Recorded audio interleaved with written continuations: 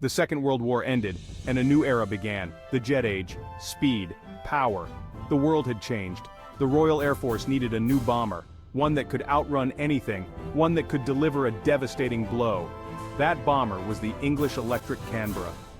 Born from the ashes of war, the Canberra was a radical departure. It was sleek, it was fast, and it was a symbol of Britain's technological prowess. Designed to fly high, to fly fast, and to strike deep behind enemy lines, it was a game-changer. The world watched in awe as the Canberra shattered speed records. It could outmaneuver many fighters and deliver its payload with pinpoint accuracy.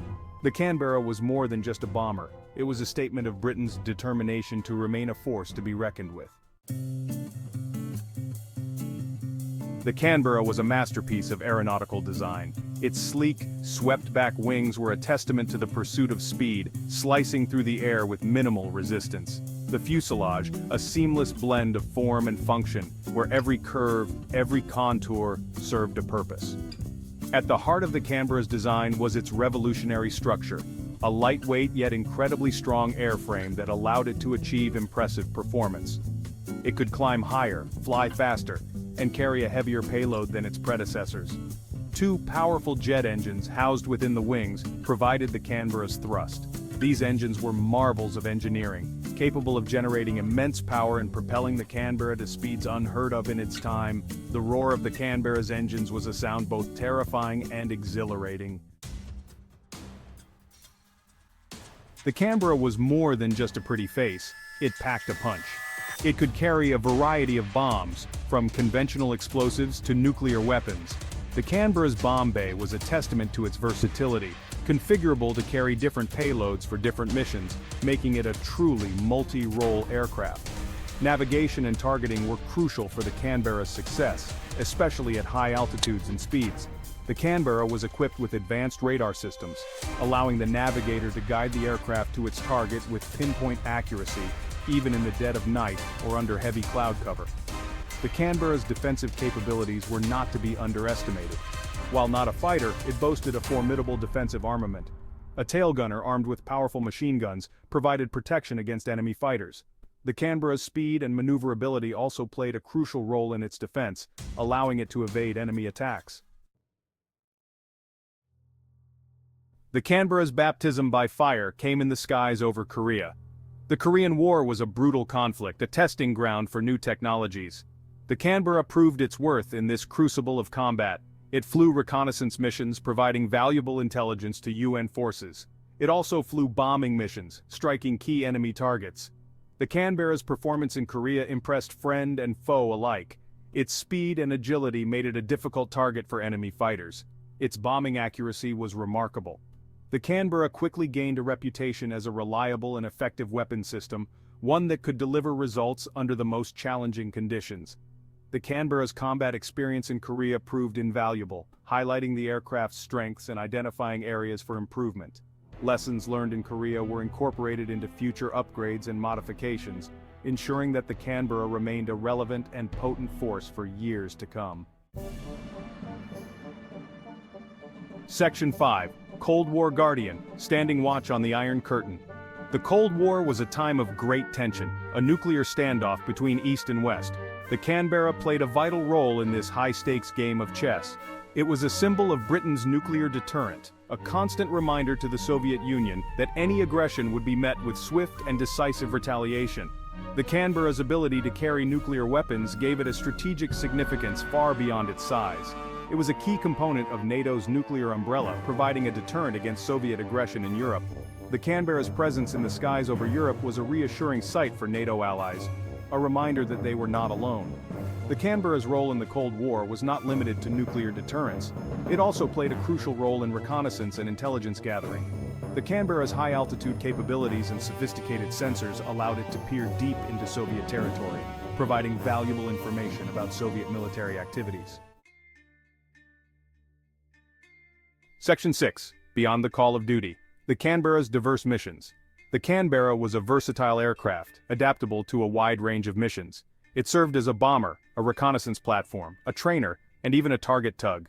The Canberra's adaptability was a testament to the ingenuity of its designers, who created an aircraft that could truly do it all.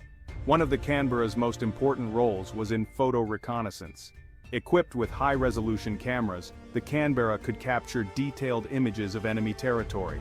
This intelligence was vital for military planners, providing them with a clear understanding of enemy dispositions and capabilities. The Canberra also played a vital role in the development of new technologies. It was used as a testbed for new engines, radar systems, and weapons. The data gathered from these tests helped to advance the frontiers of aviation technology, ensuring that the RAF remained at the forefront of military aviation. Section 7. A pilot's perspective. Tales from the cockpit. Flying the Canberra was a unique experience. Pilots spoke of its responsiveness, its grace in the air. The Canberra was a demanding aircraft to fly, requiring skill and precision, but for those who mastered it, it offered a sense of freedom and exhilaration, unlike any other. One pilot recalled the Canberra's incredible climb rate. It was like riding a rocket, he said. You'd pull back on the stick and the altimeter would spin like a top. Another pilot described the Canberra's handling at high altitude.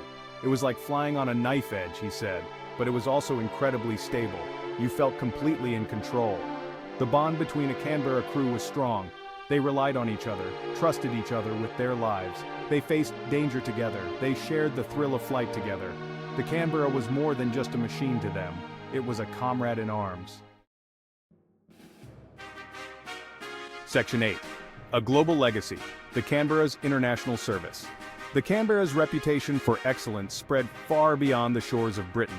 It was exported to numerous countries around the world, becoming a mainstay of air forces in Africa, Asia, and South America.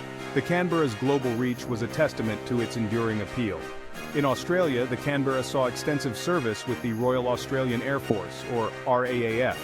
Australian Canberras participated in the Vietnam War, flying bombing and reconnaissance missions. The RAAF operated the Canberra for over 50 years, a testament to the aircraft's longevity and adaptability. The Canberra's service in foreign air forces often extended beyond its retirement from the RAF. This longevity was a testament to the aircraft's robust design and ease of maintenance. The Canberra proved to be a reliable and cost-effective workhorse for many air forces around the world. Section 9. Sunset of a Legend. The Canberra's Retirement and Afterlife. As the Cold War thawed, the Canberra's role began to diminish. Newer, more advanced aircraft were entering service. The RAF finally retired the Canberra in 2006, after over 50 years of distinguished service, the end of an era. But the Canberra's story did not end there. Many Canberras found new life after their retirement from military service. Some were converted for civilian use, used for aerial surveying, atmospheric research, and even firefighting. These civilian Canberras continued to fly for many years, their high-altitude capabilities and long range making them ideally suited for these roles. Even today, a handful of Canberras still take to the skies, maintained and operated by private organizations and enthusiasts. These flying Canberras are a testament to the enduring fascination with this iconic aircraft, a reminder of its place in aviation history. Section 10. Echoes in the Sky, the Canberra's Enduring Influence. The Canberra's legacy extends far beyond its impressive service record. It had a profound impact on aircraft design. Its sleek, swept-wing configuration influenced a generation of jet bombers. The Canberra proved that speed and agility were not mutually exclusive with bombing capabilities. The Canberra also played a pivotal role in the development of new aviation technologies. Its use as a testbed for new engines, radar systems, and materials helped to advance the state-of-the-art in aircraft design. The lessons learned from the Canberra program were incorporated into future aircraft. The Canberra's impact on military doctrine was also significant. Its ability to deliver nuclear weapons at high speed and altitude forced a reassessment of air defense strategies. The Canberra's speed and agility made it a difficult target to intercept, leading to the development of new surface-to-air missile systems. Section 11. Where Legends Rest, Finding the Canberra Today. For those who wish to pay homage to this aviation icon, several Canberras are preserved in museums around the world. These museums offer a glimpse into the Canberra's history, a chance to marvel at its design and imagine it soaring through the skies. The RAF Museum Cosford in England houses an impressive collection of Canberras, including one of the few remaining flying examples.